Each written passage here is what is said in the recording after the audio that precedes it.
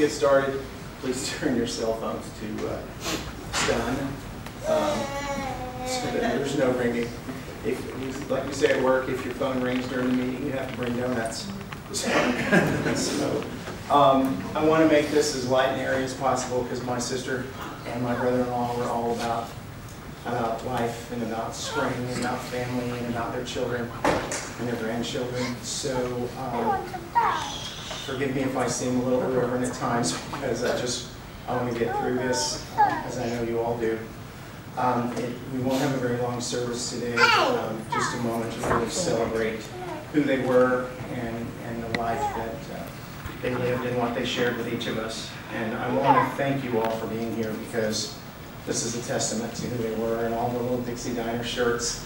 That was Tracey's home away from home, and she was there for 20 plus years, and so it meant a lot to her, as do most of you here that come from the diner. So I guess I should tell you who I am. I am her brother Bill, and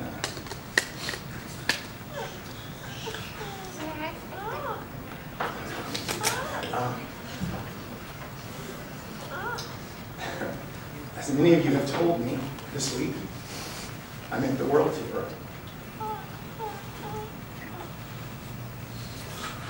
She meant the world to me. She was my closest sibling. We were identical in so many ways. And she trusted me and respected me far beyond what I ever deserved. I have some things to read, but I'm just way off script here. Kind of losing myself. But I just can't tell you what it means to me to have you here today. I'm going to read something that I've prepared, and then her oldest son, who couldn't be here with us today, has sent us something to read from him. And so we'll get started. Thank you all for coming and sharing in the celebration of lives of Scott and Tracey Hecker. Scott was a blessing in Tracey's life. He was an honest man with a solid work ethic, a love for family, and he enjoyed the simple things in life. His home was his castle, and his castle yard was always perfect, as many of you know. He embraced early to bed, early to rise. He wanted to work early, the earliest shift possible, because it gave him that much more daylight time to work in his yard, and then to sit and enjoy that yard with Tracey when she came home. They would sit out front and enjoy the bird baths and the bird feeders. Life for them is summed up in work, home, family, and friends. Four-legged friends, family members came and went throughout the years as they both loved animals and treated them like humans. Maybe too much like humans in some case. I'm sure you all know about Little Man, the tiny horse. I cannot believe that. It was something Scott wanted in his last years, and Tracey made it happen. So he got a little tiny horse. You'll be pleased to know that Little Man's gone to a tiny horse farm where he can hang out with all the other little tiny horses. Tracey had a way of making things happen for those that she loved. Tracey was an amazing sister. As I've already said, she loved me unconditionally. She, like all of us, had a biological family and a logical family. We're born into a biological family. Through life, we choose our logical family. The ties are the same, and in some cases, even stronger. Blood really has no bearing. Many of you here today are a part of Tracey's logical family. Tracey adopted my logical family as her own. I have very few friends in my life that didn't know and love her. I was never jealous of that. I was so proud. I saw her in anything other than, if I saw her in anything in the Dixie Diner t-shirt and jeans, it was very rare. But I love that simplicity. I love that about her.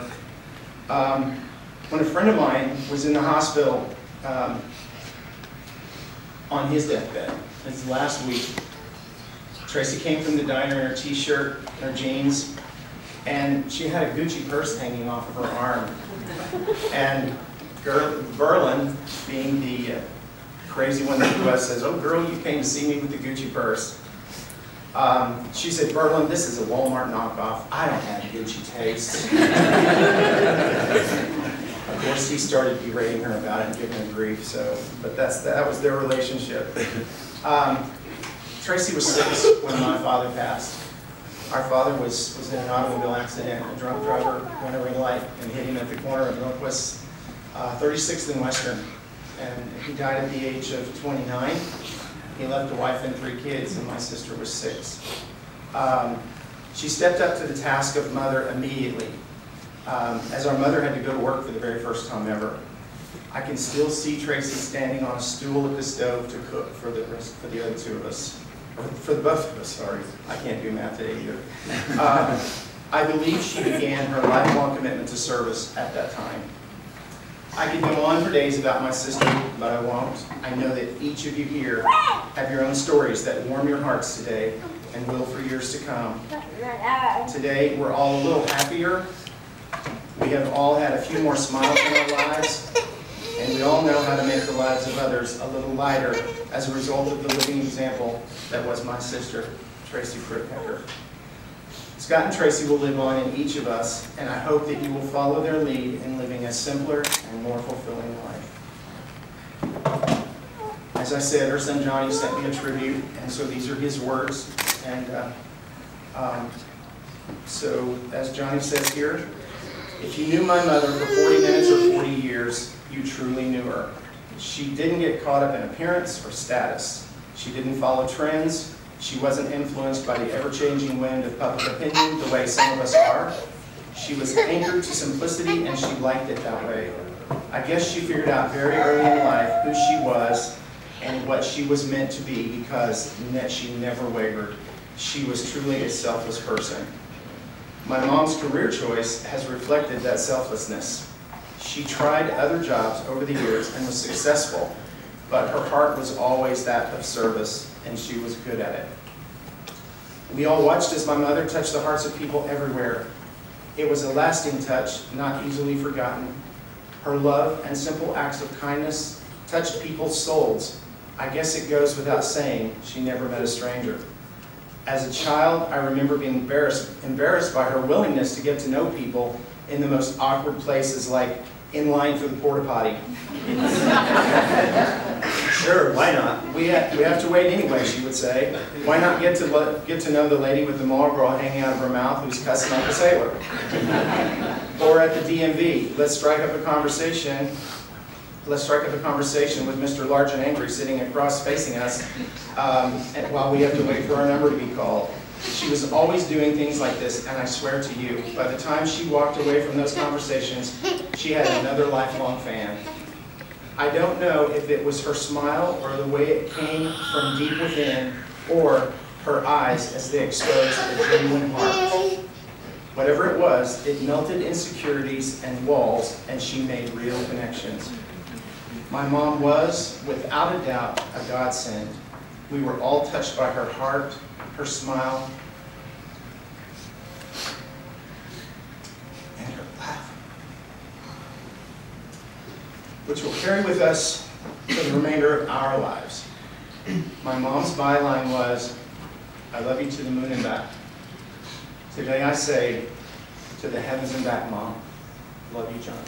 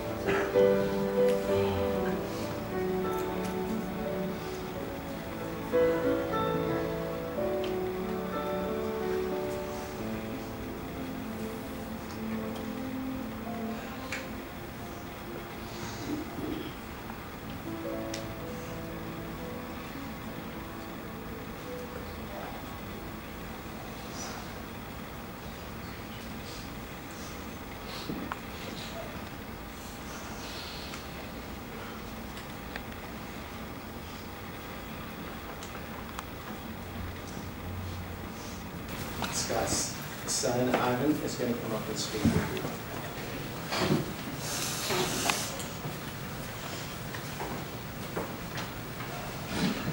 I'm Ivan, if you didn't know, Scott's son. Just want to appreciate everybody for coming. He definitely loved all of his friends. That was a big thing. Tracey was a godsend, and she took care of him for the past 8 years. Blessing my dad.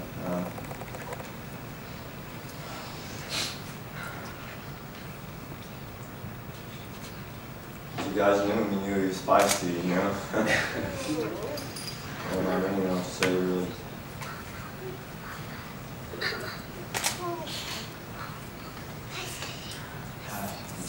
That's right. I just want to thank you guys all for coming. You know, we loved all of you guys. Thank all of you guys for all your support and everything. That's all I got.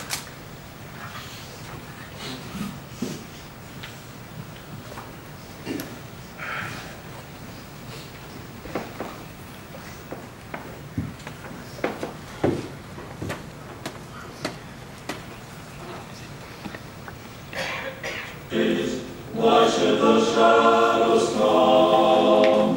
Why should my heart be lonely and long for heaven and home?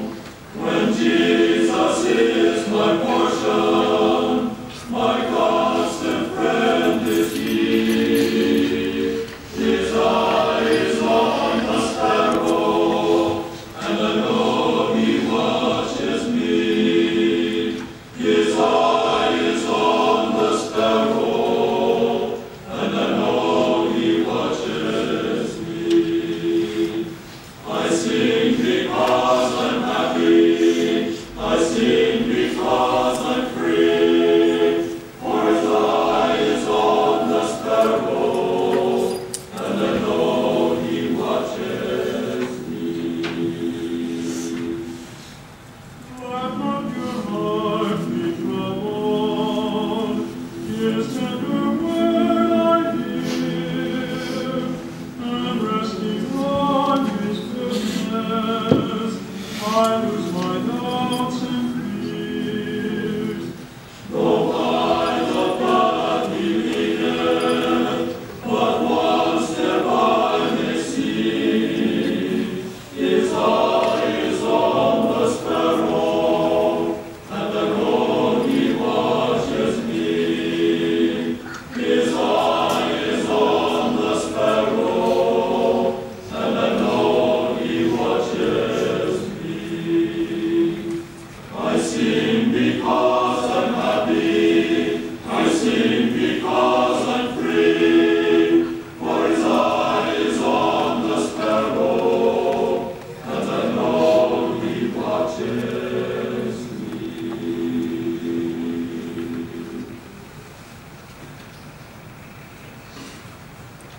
Down in front of people, but she would call me. She didn't mind looking down in front of me. And her and Scott were staying somewhere in a hotel, and one of the accommodations of the hotel was free Wi-Fi. And she called me and said, "Bill, what's with you?" I did agree for that for a long time. The flowers are beautiful today, and I want to thank everyone that sent flowers. And as you all know, tomorrow's Mother's Day. And so I know that Tracey and Scott would love this. There's a nursing home that's going to have mothers get flowers tomorrow that might not otherwise. So all of these flowers will be going there. I know that you would with that. At this time, I get to introduce my daughter and son-in-law, who will be singing a song for us, one that I know Tracey's going to love. And this will be on part of the service, and then the Sunny Lane staff will direct us from there.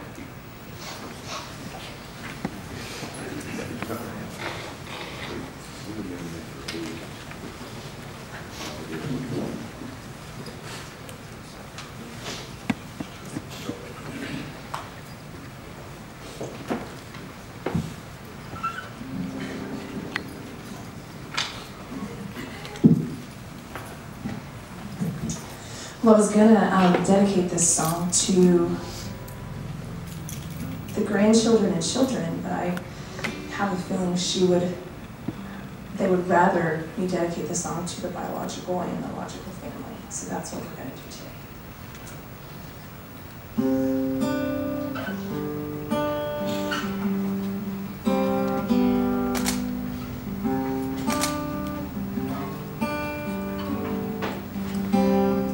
I hope you never feel,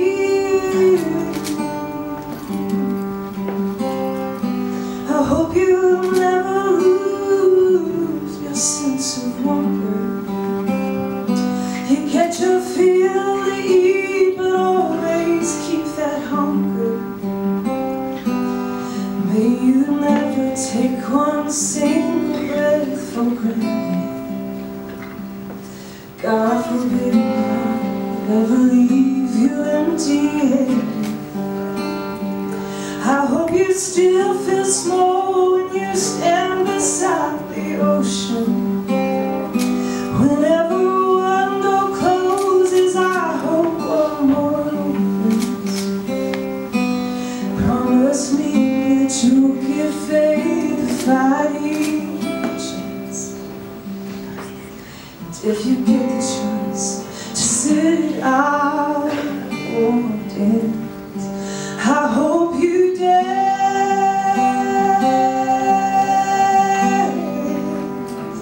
I hope you dance.